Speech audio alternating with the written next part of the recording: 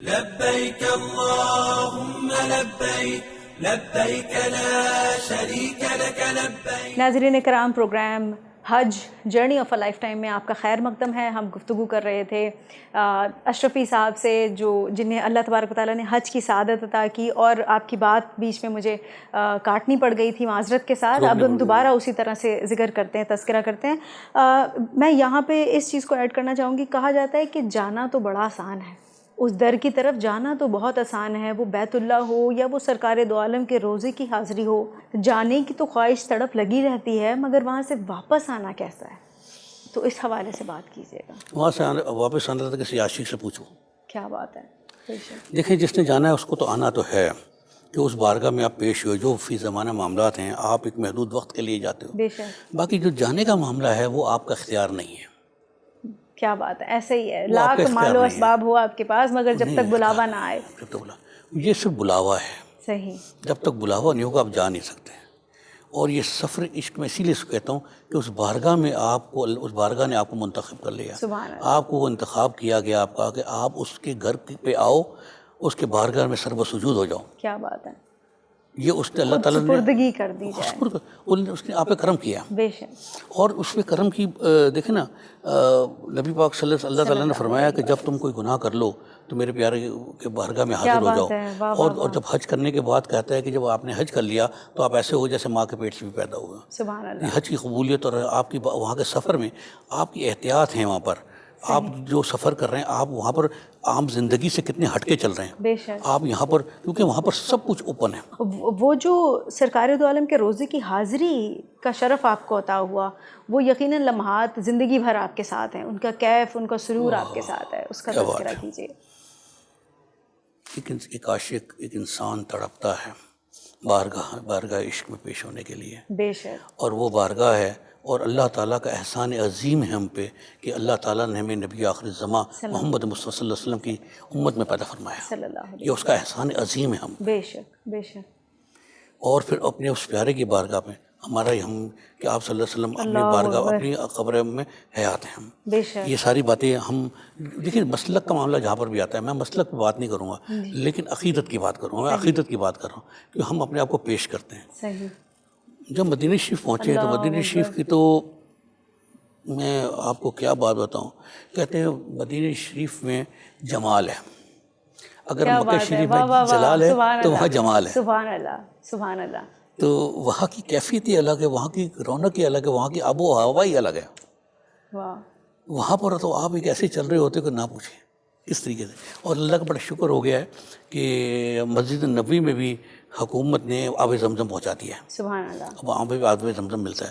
کیونکہ ہم ویسے تو مسلمان، میں اپنی بات اس میں شیئر کروں گا کہ وہاں پر دنیا جہاں کے تمام ڈرنکس ملتی ہیں، سافٹ ڈرنکس میں سارے ڈرنکس ملتے ہیں، جوسز ملتے ہیں، سب ملتے ہیں. اور ان کی کوئی خاص اس زمانے میں تو قیمت نہیں تھی، اور وہ 1 ریال 2 ریال 2.5 ریال کی حساب ہے سارا وہاں پر. لیکن ہم نے کیا کوشش کی، ہم نے ایک دفعہ ایک ڈرنک خریدی. جی. ہم نے اس کی اچھی بوتل میں لی، ہم نے وہ پی، اس کے بعد اس بوتل کو واش کیا اور جیب میں ڈال لی. صحیح. تو ہم نے پورے سفر میں، جی ہم جب تک حرم شریف میں رہتے تھے ہم آب زمزم پیتے تھے، اور باہر آتے آب زمزم جیب میں رکھ لیتے تھے. بعد بھی وہ پی ہیں. یہ بات شیئر کی. مسجد نبوی میں مدینہ شریف میں ہم جب پہنچے، جب مدینہ شریف کے دور سے، اصل میں وہاں جستجو یہ ہوتی ہے جب یہ سفر عشق میں آپ جب وہاں جاتے ہیں تو اب میں جب جا رہا تھا تو میں نے لکھا اس کے اندر سفر عشق، میں نے خود لکھا. لکھا سفر عشق. تو میرے دوست کچھ لوگوں نے پہچان کے سفر عشق کا مطلب کہ آپ مدینہ شریف جا رہے ہوں. کیا بات ہے. تو میں جب مدینہ شریف پہنچا تو مدینہ شریف جب پہنچتے ہیں نا تو آپ کو دور سے مینار نظر آ جاتے ہیں. صحیح.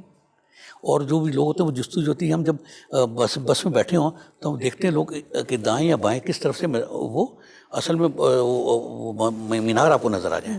کیونکہ ایک ایسی کیفیت ہوتی ہے کہ ہماری پہلی نظر جو ہے نا رسول اللہ صلی اللہ علیہ وسلم کی اس مسجد پاک پہ پڑ جائے، جو جس کی اللہ تعالیٰ نے بہت بڑی دنیا میں 3 مساجد، تین حرم کا ذکر کیا گیا ہے. ایک خانہ کعبہ ہے، ایک مسجد نبوی اور مسجد اقصیٰ. صحیح. یہ 3 مساجد ہیں.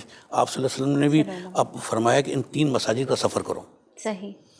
تو ہم جب وہاں پہنچے، جب ہم اپنے ہوٹل پہنچے، ہوٹل سے ہم جب تیار ہوئے، غسل کیا، وہ عطر لگایا، خوشبوئیں لگائیں، بارگاہ میں پیش ہو رہے ہیں، اچھے سے اچھا ہم نے لباس پہنا، خوشبوات لگائیں، اور ہم بڑے ادب سے وہ مسجد نبوی پہنچے.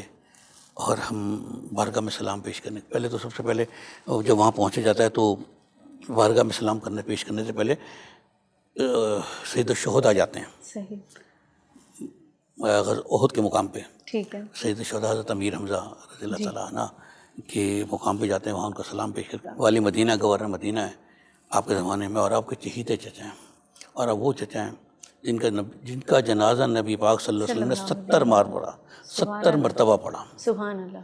ہر جنازے کے ساتھ آپ کو جنازہ رکھا گیا, اور آپ کو بے انتہا محبت تھی اپنے چچا سے. صحیح. آپ کے چچا بھی تھے اور آپ کے شیرخوار بھائی بھی تھے. سبحان اللہ. تو وہاں جاتے ہیں لوگ اس عقیدت کے کہ ہم حضرت امیر حمزہ رضی اللہ تعالیٰ عنہ کی بارگاہ پیش کر سلام پیش کرتے ہیں.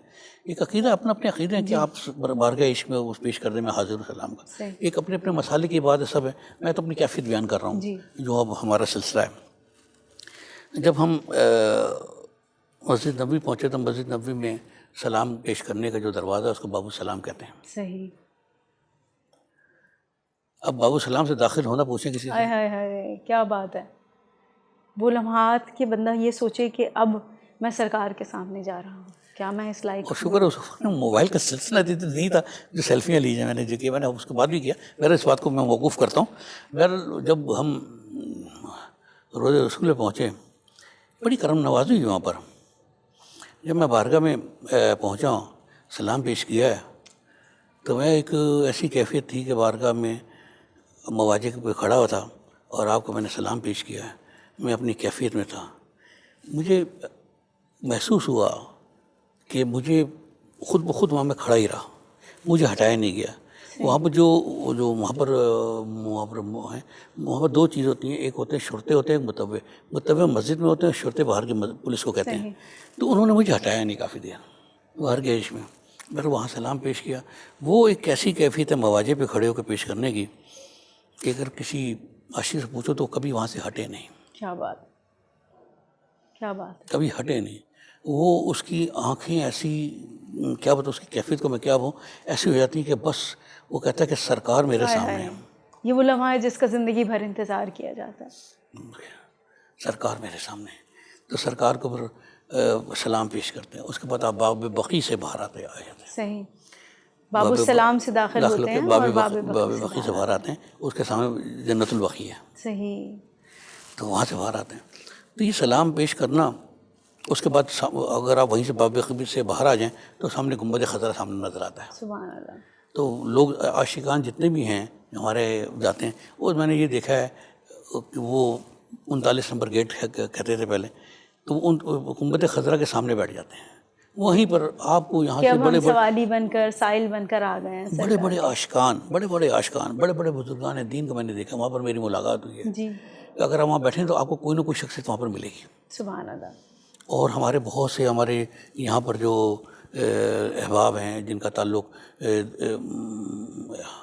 علماء کرام ہیں, محفل نعت سے تعلق ہے, نعت خواں حضرات ہیں, علماء کرام ہیں, میں نے ان کو مسجد نبوی میں گنبد خضرا کے سامنے بیٹھے ہوئے دیکھا ہے.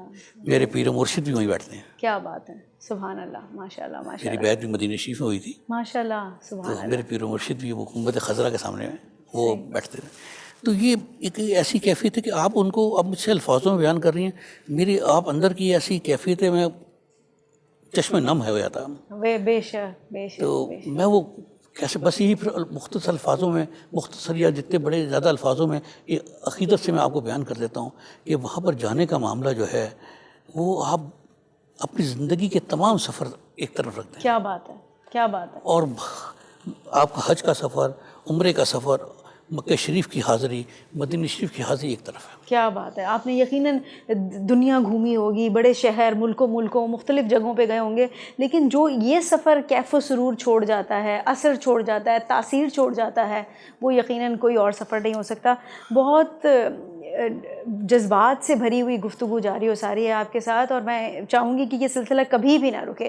ابھی مگر ہم وقت کے ساتھ قید رکھتے ہیں, اور بات یہ ہے کہ وقت ہوا چاہتا ہے پروگرام میں ایک مختصر سے وقفے کا, مگر میں جب وقفے سے لوٹوں گی تو میں آپ سے گزارش کروں گی کہ آپ وہ حال سنائیے گا کہ جب آپ حج کے سفر پہ جاتے ہیں تو ایک عجیب روٹین ہے نا، جیسے رب نے حکم دے دیا ہے ظہر سے عصر ملانی ہے تو ملانی ہے، تو وہ جو مزدلفہ میں جا کے رات کا رکنا ہے، شیطان کو کنکر مارنا ہے، وہ سفر، وہ کیفیات کیسی تھی۔